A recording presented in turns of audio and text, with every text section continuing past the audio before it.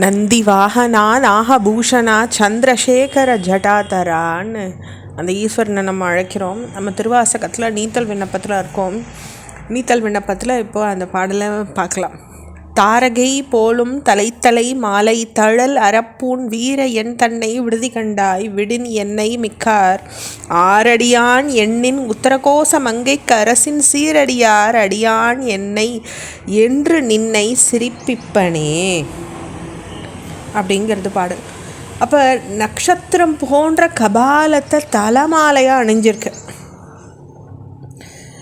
தீயை வச்சுட்டுருக்க சுவாமி, உங்கள் கையில் என்ன கபால மாலை அணிஞ்சிட்ருக்கீங்க? தீ இருக்குது.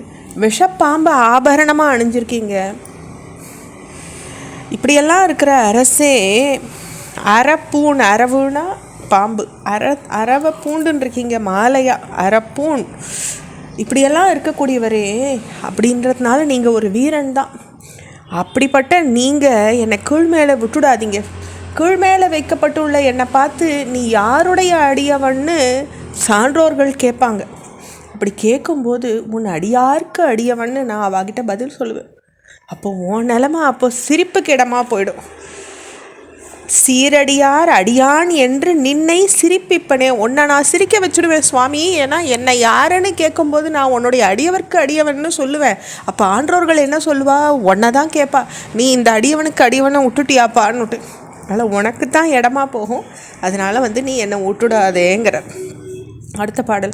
சிரிப்பிப்பன் சீரும் புழைப்பை தொழும்பையும் ஈசற்கென்று விரிப்பிப்பன் என்னை விடுதி கண்டாய் விடின் வெம் கரியின் உரிப்பிச்சன் தோல் உடை பிச்சன் நஞ்சு ஊன் பிச்சன் ஊர் சுடுகாட்டு எரிப்பிச்சன் என்னையும் ஆளுடைய பிச்சன் என்று ஏசுவனே. அப்போ இப்படிலாம் நீ எனக்கு உதவாது இருந்துட்டேன்னா நான் பிழை செஞ்சவன்னு வெறுத்து, அப்போ நீ என்னை புறக்கணிக்கும் போது உன் செயல் சரியில்லைன்னு ஊரார் சிரிக்கும்படி நான் உன்னை செஞ்சுடுவேன். பிறகு நான் உனக்கே தொண்டன்றத என் செயல்கள் எல்லாத்தின் வாயிலாக அவளுக்கு விஸ்தாரணமாக விளக்கி காட்டுவேன். அப்படி இருந்தும் நீ என்னை ஒதுக்கி தள்ளிடுவியோ? தகாத அந்த செயலை நீ செய்வேன்னாக்கா நீ யானத்தோலை போர்த்த பித்தன், அதான் உனக்கு. புலித்தோலை உடுப்பித்தன், நஞ்சு உண்ட பித்தன், ஊர் சுடுகாட்டு தீயில விளையாடுற பித்தன், என்னை ஆண்டுண்ட பிறகு புறக்கணிச்ச பித்தன், இப்படியெல்லாம் ஒன்றா பழிக்க நான் ஆளாக்குவேன்றாரு. இதிலெல்லாம் மாணிக்க வாசகர் நீ இப்படியெல்லாம் பித்தன்னு அழைக்கப்படாமல் இருக்கணும்னாக்கா என்ன ஆட்கொண்டுக்கோன்றார். அடுத்த பாடல். ஏசினும் யான் உன்னை ஏத்தினும் என் பிழைக்கே குழைந்து வேசருவேனை விடுதி கண்டாய் செம்பவளம் வெற்பின் தேசுடையாய் எண்ணெய் ஆளுடையாய் சிறு உயிர்க்கு இறங்கி காய்சினம் ஆழம் உண்டாய் அமுது உண்ண கடையவனே.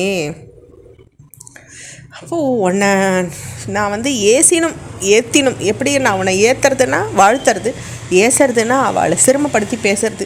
சரி, நான் உன்னை வெய்தாலும் சரி வாழ்த்தினாலும் சரி என் குற்றத்தின் பொருட்டு வருந்துற என்னை நீ ஒதுக்கி தள்ளிடாத. ஏன்னாக்கா நீ எப்பையும் என்னுடைய ஆளுடைய அண்ணல், நான் உன் அடிமை. நீ ஞான தேஜஸுடைய பவள மலை, என்னை ஞானவானாக்கு. ஜீவக்கொடியில் அனைத்தும் வாழ்வு என்ற அழுது உன்னை முந்திண்டு நான் எதிர் செயலாக வர்ற கொடிய விஷத்தை நீ ஏற்று அந்த உயிர்களை நீ காப்பாற்றிருக்க. அது உன்னுடைய கருணை நிறைஞ்ச தியாகம். உயிர்களின் அந்த அஞ்ஞானத்தை அழித்து கடைசி செயலாக செய்கிறவனே, என்னுடைய அஞ்ஞானத்தையும் நீ அழிச்சிடக்கூடாதா அப்படின்னுட்டு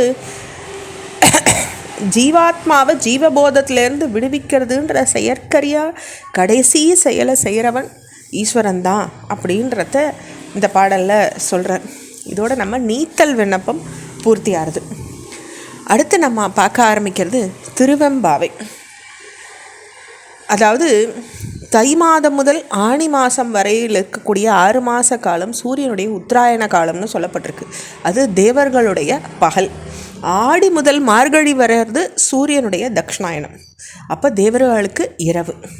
அப்போ அதிகாலை 4 மணிலேருந்து 6 மணி வரையில் நம்ம பிரம்ம முகூர்த்தம்னு சொல்கிறோம்.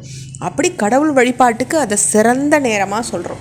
அப்போ தேவர்களுடைய நாளில் மார்கழி முழுசும் பிரம்ம முகூர்த்தம்ன்ற அர்த்தமாகுது. அது திருவெம்பாவை பாடுறதுக்கு வசதியான நேரமாக இருக்குது. இதை நம்ம அடுத்த பகுதியில் பார்க்கலாம். ஓம் நம சிவாய.